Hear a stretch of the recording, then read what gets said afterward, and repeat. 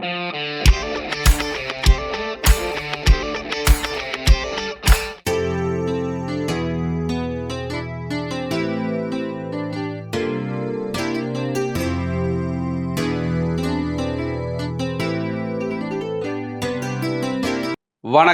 நண்பர்களே.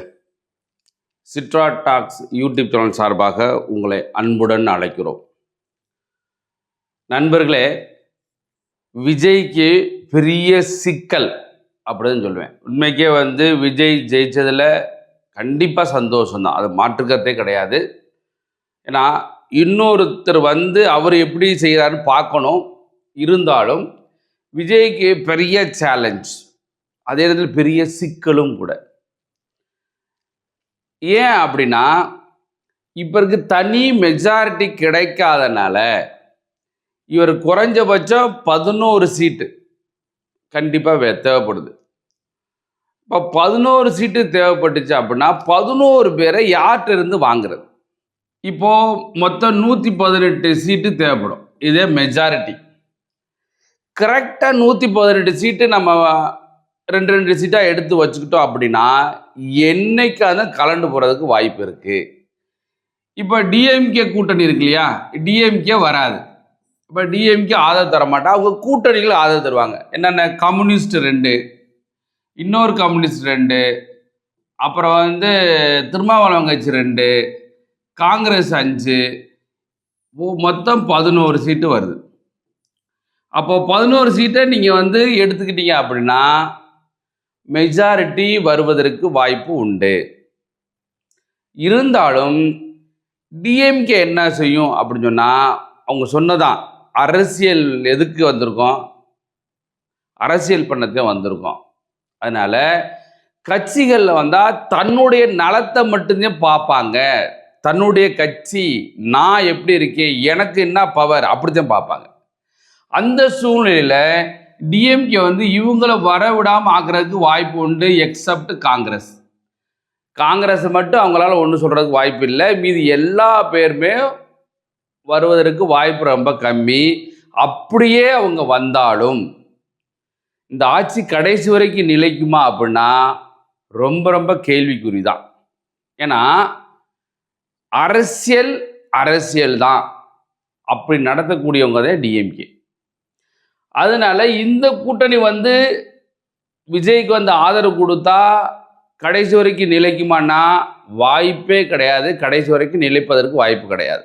அடுத்து ஏடிஎம்கே கூட்டணி. அதிமுக கூட்டணியில் ஏடிஎம்கே 47, இல்லை பிஎம்கே, அதை பாட்டாளி மக்கள் கட்சி 4, பிஜேபி 1, ஏஎம்எம்கே 1. ஸோ இதை ஏடிஎம்கே விட்டுட்டோம் அப்படின்னு சொன்னால் மீதி இவங்க ஒரு 4, பிஜேபி வேண்டாம், பிஜேபி போக மாட்டாங்க, அவங்களும் கேட்க மாட்டாங்க வச்சுங்களேன். அப்போ இவங்க 2 கொடுக்கலாம், மொத்தம் 5 தான். அப்போது இவங்க 5 தனியாக போனாங்களாக்கு அங்கேயே ஃபார்ம் பண்ண முடியாது. அடுத்த ஆப்ஷன் எனக்கு இவங்க ஒரு 5 சீட்டு, காங்கிரஸ் ஒரு 5 சீட்டு, மீதி உள்ளவங்க யாராச்சும் எடுத்து பண்ணிங்க அப்படின்னாலும் ஒரு 12 சீட்டு, ஒரு 2 சீட்டு, ஒரு 5 சீட்டு வச்சுங்களேன், ஒரு 12 சீட்டு. யாராச்சும் இங்கேருந்து ஒரு 2 பேரை தூக்குனீங்க அப்படின்னா 12 சீட்டு வச்சாலும் ஆட்சி அமைக்கலாம். அது ஸ்டேபிள் கவர்மெண்ட்டாக வருமானாக்கு அதுக்கும் வாய்ப்பு கிடையாது. அப்போ இந்த மாதிரி ஒரு பெரிய சிக்கலில் மாட்டிக்கிட்டு இருக்காரு விஜய். இவ்வளோ பெரிய வெற்றி பெற்றுமே பெரிய சிக்கல். அப்போது ஒரு கவர்மெண்ட் நிலையாக இருக்கணும். இப்போ 5 வருஷம் கவர்மெண்ட் எந்த சூழ்நிலையும் நிலையாக இருக்கணும் அப்படின்னா ஒரே ஒரு வாய்ப்பு தான், அது ஏடிஎம்கே. அதாவது எடப்பாடி பழனிசாமி ஆதரவு கொடுத்தால் மட்டுமே இந்த கவர்மெண்ட் ஸ்டேபிளாக இருக்க வாய்ப்பு இருக்குது. அதே நேரத்தில் நிறைய ஸ்கீம்ஸ் அறிவிச்சிருக்காரு விஜய். 2500 ரூபா பெண்கள் கொடுக்குறோம், அப்புறம் எல்லா பஸ்லேயும் பெண்கள் இலவசமாக போகலாம், அப்புறம் 4000 ரூபா, அப்புறம் 2000 ரூபா அப்படின்னு சொல்லி படித்தவர்களுக்கு நிறைய என்னென்னமோ ஸ்கீம்ஸ்லாம் கொடுத்துருக்காரு. அப்போ இதுக்கெல்லாம் ஃபண்டு வேணும் அப்படின்னு சொன்னால் ஆல்ரெடி நம்ம தமிழ்நாடு 10 லட்சம் கோடிக்கு மேலே கடன் வாங்கிட்டு இருக்கோம். அப்போ ஸ்டேபிள் கவர்மெண்ட்டாக இருக்குன்னு சொன்னால் ஒரே ஒரு வழி தான் இருக்குது விஜய்க்கு. அதே நேரத்தில் அட்மினிஸ்ட்ரேஷனுடைய நாலேஜ் இவருக்கு கண்டிப்பாக கிடையாதான். ஏன்னா இவர் வந்து பெரிய ஃபேமஸான ஒரு நடிகர், அதில் மாற்றுக்கிறதே கிடையாது. ஸோ இதுக்கு வந்து அங்கே நடித்ததுக்கும் இங்கே சிஎம்மாக இருக்கும் வித்தியாசம் கண்டிப்பாக இருக்கும். அப்போ அட்மினிஸ்ட்ரேஷன் கெப்பாசிட்டி வேணும், அதே நேரத்தில் நம்மளுக்கு ஸ்டேபிள் கவர்மெண்ட்டாகவும் இருக்கணும். ஒவ்வொரு நாளையும் இந்த ஒரு 2 சீட்லாம் வாங்கி மந்திரி பதவி கொடுக்குன்னு வச்சிங்களே, அவங்க பண்ணுற சேட்டைகளை வச்சு இவங்க ஆட்சி பண்ண முடியுமானா ரொம்ப ரொம்ப வாய்ப்பே கிடையாது. அவ்வளோ சேட்டை பண்ணுவாங்க. ஏன்னா ஒவ்வொரு கட்சி 2 சீட்டு 3 சீட்டு வச்சுருப்பாங்க. ஆனால் தொல்லை கொடுக்குறதுலாம் பயங்கரமாக தொல்லை கொடுப்பாங்க. தொல்லை கொடுத்தாலும் அவங்களுக்கு ஒரு ஸ்டேபிள் கவர்மெண்ட்டாக இருக்குமா அப்படின்னா கண்டிப்பாக ஸ்டேபிள் கவர்மெண்ட்டாக இருக்கிறதுக்கு வாய்ப்பு கிடையாது. அப்போ ஒரே ஒரு வழி என்ன இருக்குன்னா, இந்த கவர்மெண்ட் 5 வருஷம் ஸ்டேபிளாக இருக்கணும், எந்த கரைச்சல் இல்லாமல் போகணும். அதே நேரத்தில் நிறையா ஸ்கீம்ஸ் கொடுத்து வச்சுருக்கோம். தமிழ்நாட்டில் வந்து நிறையா ஸ்கீம்ஸ் இம்ப்ளிமெண்ட் பண்ணணும்னு சொல்லியிருக்காரு. அதுக்கு பணம் வேணும். இப்போ ஆல்ரெடி 10 லட்சம் கோடி கடனில் நம்ம தமிழ்நாடு இருக்குது. ஆனால் இதுக்கு மேலே கடன் வாங்க முடியுமானா கண்டிப்பாக கடன் வாங்குறதுக்கு வாய்ப்பு கம்மி. கடன் வாங்குவாங்க என்ன செய்யணும்? இப்போ ஒரு கடன் வந்து ஒரு குடும்பத்தில் ஒரு தலைவர் வந்து கடன் வாங்கி அந்த குடும்பத்தை ஓட்டினா அந்த குடும்பம் எப்படி என்னைக்கு வரைக்கும் நிலைக்கும்? ஒரு ஸ்டேஜ் தான் கடன் வாங்கி பண்ண முடியும். அதுக்கு ரீபே பண்ணுறது கெப்பாசிட்டி இருக்கணும். அப்போ ரீபே பண்ண முடியல என்ன செய்ய முடியும்? அப்போ கீழே விழுந்து அந்த குடும்பமே சாக வேண்டியதான். அந்த மாதிரி நிலைமை தான் நிறையா பேர் அந்த குடும்பத்தில் நிறையா கடன் வந்ததுனால சமாளிக்க முடியாமல் அந்த குடும்பமே அழிஞ்சிருக்கு. அது மாதிரி தமிழ்நாடு வந்துடக்கூடாது. அப்போது தமிழ்நாடு வந்துடக்கூடாது. மேலும் கடன் வாங்கினா அதே மாதிரி ஒரு குடும்பம் மாதிரியே தமிழ்நாடு அழிவுறதுக்கு வாய்ப்பு இருக்குது.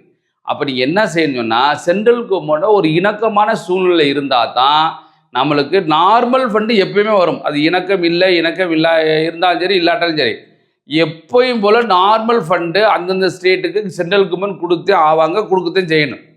ஆனால் எக்ஸ்ட்ரா நம்ம பண்ணும்போது சென்ட்ரல் கவர்மெண்ட் ஒரு இணக்கமான சூழ்நிலை வந்தால் தான் நம்ம தமிழ்நாட்டில் வந்து ஸ்கீம்ஸாக இருந்தாலும் சரி எதாக இருந்தாலும் பண்ண முடியும். அது இணக்கமான சூழ்நிலை வரணும்னு சொன்னால் கண்டிப்பாக இவங்க ஒரு 108க்கு 107 போடுவான். அவர் தான் வந்து 2 சீட்டில் ஜெயிச்சிருக்காரு இல்லையா? அப்போது இவங்க ஒரு 47, ஏஐடிஎம்கே 47, அப்போது 4 154, அப்போ 154 பேர் இந்த கவர்மெண்ட், அதாவது விஜய் கவர்மெண்ட்டை வந்து ஆதரித்து ஓட்டு போட போகிறாங்க. அப்போது இது ஒரு ஸ்டேபிள் கவர்மெண்ட். அப்போ இந்த ஸ்டேபிள் கவர்மெண்ட் இருந்தால் தான் 5 வருஷம் வந்து எந்த கரைச்சல் இல்லாமல் ஓட்ட முடியும், அதாவது ஃபங்க்ஷன் பண்ண முடியும். இல்லை நம்ம சொன்ன மாதிரி இந்த மாதிரி கணக்கு டிஎம்கே கூட்டணிலாம் கூட்டி வந்து நம்ம வந்து அமைச்சோம் அப்படின்னு சொன்னால் இது வந்து ஸ்டேபிள் கவர்மெண்ட்டாக இருக்கிறதுக்கு வாய்ப்பே கிடையாது. டிஎம்கே வந்து எந்த சூழ்நிலையும் இவங்களை இழுக்க ஈஸியாக வாய்ப்பு. ஏன்னா அவங்களுக்கு ஆல்ரெடி கூட்டணி தான். இவங்க என்ன செய்வாங்கன்னாக்க ஒரு ஆட்சி போய்கிட்டே இருக்கும், ஒரு 6 மாதமோ 1 வருஷமோ போய்கிட்டு இருக்கும். போகும்போது பாசிபிலிட்டி தான் இவங்க ஒரு 107 சீட்டில் வந்து அதுலேருந்து கொஞ்சம் எம்எல்ஏ வந்து ஏதாச்சும் சொல்லி அதுலேருந்து 1/3 ஆஃப் எம்எல்ஏ வந்து வெளியில் கொண்டு வந்து டிஎம்கே ஆல்ரெடி சம் சீட்ஸ் வச்சுருக்காங்க, அவங்களோட வந்து இந்த சீட்டு சேரும்போது 73 சீட்டு வந்துடும் டோட்டலாக. அப்புறம் மீதி உள்ள சீட்டை வந்து இந்த விஜய் கட்சியிலேருந்து இழுக்கிறதுக்கும் வாய்ப்பு உண்டு. ஏன்னா அரசியலில் எப்போ எது என்ன நடக்கும்னு தெரியவே தெரியாது. அரசியலில் எதுவும் நடக்கும், எப்போயும் நடக்கும், எந்த மாதிரி நடக்கும். அதனால் எல்லாமே அரசியல். அதனால் இங்கே கவர்மெண்ட் ஒரு 107 பேர் இருக்காங்க.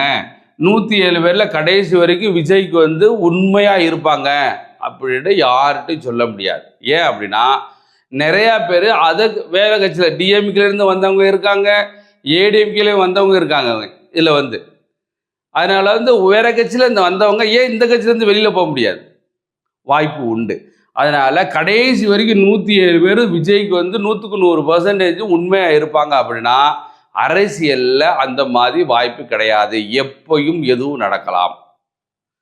அப்போ அந்த மாதிரி சூழ்நிலையில் இவங்க டிஎம்கே கூட்டணியை வச்சு நீ ஆட்சி அமைச்சாங்க அப்படின்னா இது ஒரு ஸ்டேபிள் கவர்மெண்ட்டாக இருப்பதற்கு வாய்ப்பே கிடையாது. ஒரே ஒரு வழி என்னன்னா, ஸ்டேபிள் கவர்மெண்ட்டாக இருக்கணும், அதே நேரத்தில் அட்மினிஸ்ட்ரேஷனுடைய கெப்பாசிட்டி இருக்கணும், சென்ட்ரல் கவர்மெண்டுடைய ஆதரவு இருக்கணும். அப்படின்னு சொன்னால் ஒரே ஒரு வழி வந்து இவங்க தாவகா, அதாவது விஜய் கட்சி வந்து ஏடிஎம்கே எடப்பாடியோட சேர்ந்தாதான் இது ஒரு ஸ்டேபிள் கவர்மெண்ட்டாக இருக்கும். ஏடிஎம்கே சேர்றதுக்கு வாய்ப்பு இருக்கு. ஏன் அப்படின்னா, அவங்க ஏதாச்சும் சேரலை அப்படின்னா இந்த விஜய் கட்சியிலிருந்து 1/3 ஆஃப் த எம்எல்ஏ, ஏன்னா 3க்கு 1 எம்எல்ஏ தூக்கிட்டு வெளியில் கொண்டு போயிட்டோமாக்க அவங்கள டிஸ்குவாலிஃபை பண்ண முடியாது. 1/3 மொத்த எம்எல்ஏ, சப்போஸ் இவங்க 107 வச்சுக்கலேன், 108ன்னு வச்சுக்கிடுவோம். 108ல் 1/3 3 9 6 18. அப்போ 36 பேருக்கு மேலே, மொத்தம் 108 எம்எல்ஏல வந்து 36 பேருக்கு மேலே அவங்கள வந்து பிரித்து கூட்டிகிட்டு போயிட்டு, உங்களுக்கு நான் இந்த முதலமை இது சீஃப் மினிஸ்டர் தரேன், இல்லைன்னா டெபுட்டி சீஃப் மினிஸ்டர் தரேன், மந்திரி தரேன், இந்த மாதிரி ஆசை வார்த்தை கூட்டி போய் 36 பேரையும் கொண்டு போய் அவங்க சேர்த்துட்டு இந்த கூட்டணி கட்சி சேர்த்தா அப்போ விஜய்க்கு ஆட்சி போயிடும். அந்த மாதிரி வாய்ப்பு இருக்கு. அப்போ ஒரு ஸ்டேபிள் கவர்மெண்ட்டாக இருக்கணும்.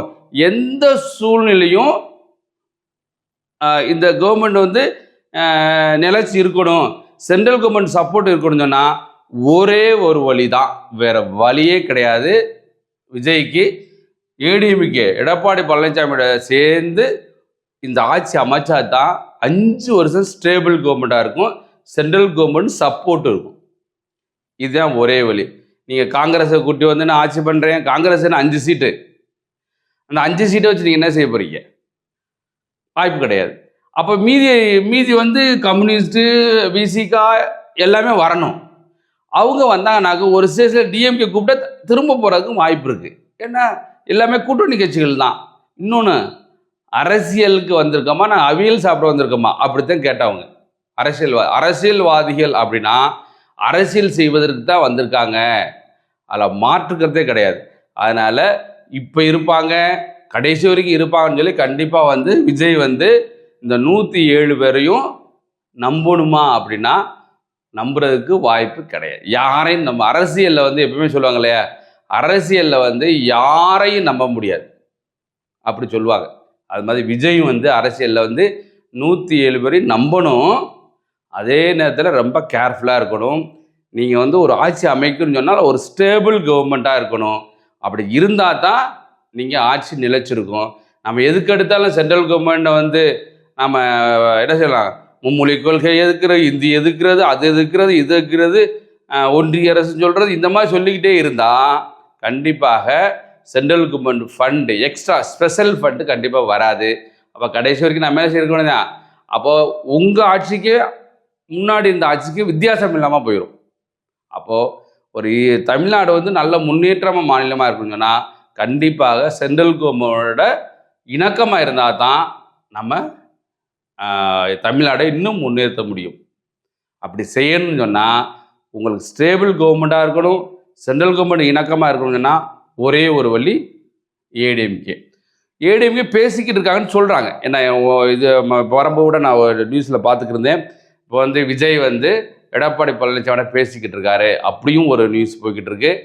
எது எப்படியோ ஸ்டேபிள் கவர்மெண்ட்டாக இருக்கணும், 5 வருஷம் நீடிக்கணும் அப்படி நினச்சிங்கனாக்க ஏடிஎம்கே தான் ஒரே வழி, வேறு வழியே கிடையாது. ஸோ நண்பர்களே, என்னுடைய இது சொந்த சஜஷன் தான். எனக்கு இது தெரிஞ்சு இப்படி தான் நடக்கிறதுக்கு வாய்ப்பு இருக்குது. இந்த மாதிரி நடந்தால் வாய்ப்பு ரொம்ப கம்மி. நான் சொல்கிறேன், சப்போஸ் ஏடிஎம் கூட சேர்ந்தால் இது வாய்ப்பு அதிகம். அதனால் என்னுடைய சொந்த கருத்து. உங்கள் கருத்து என்ன நீங்கள் சொல்லுங்கள். கண்டிப்பாக எது நடக்கணுமோ நல்லா தான் நடக்கணும். திரும்ப சொல்கிறேன், விஜய் ஜெயித்ததுக்கு ரொம்ப ரொம்ப சந்தோஷம், அதில் மாற்றுக்கிறதே கிடையாது. ஏன்னா ஒரு புதிய நபர்கள் வந்து இவ்வளவுக்கு ஜெயிச்சு வராதுன்னா உண்மைக்கு அவருக்கு பெரிய பாராட்டப்பட வேண்டிய விஷயம். ஜெயிச்சது மட்டும் இவருக்கு சக்ஸஸ் கிடையாது. இனிமே தான் இவருக்கு இருக்கிற பெரிய வேலை இனிமே தான். ஏன்னா 2 வருஷத்துலேயே ஆட்சி அமைச்சார், 2 வருஷம் ஆட்சி அமைச்சு முடிச்சோன்னே உடனடியாக 2 வருஷத்தில் ஜெயிச்சிட்டார். அப்படின்னா இவருக்கு வந்து அவ்வளோ பெரிய வேலை கிடையாது. இனிமேல் தான் அரசியல் அப்படின்னா என்ன, ஆல்ரெடி நிறையா வந்து அரசியல் என்னன்னு பார்த்துட்டார். ஏன்னா கரூர் மேட்டர்லேருந்து அரசியல் என்னன்னு ஏற்கனவே பார்த்துருக்காரு. இருந்தாலும் இனிமேல் தான் உண்மையான அரசியல் என்ன, பக்கத்திலே இருப்பான், காலை வாரி விட்டு போயிடுவான். அதெல்லாம் ரொம்ப கேர்ஃபுல்லாக இருக்கணும். அந்த மாதிரி விஜய் இருந்தார்னா இந்த ஆட்சி நிலைச்சு நிற்கும். நம்மளுக்கு தேவை என்னது, தமிழ்நாடு நல்லா இருக்கணும், ஊழல் இல்லாமல் இருக்கணும், அதே நேரத்தில் எந்த ஒரு போதை கலாச்சாரம் இல்லாமல் இருக்கணும்,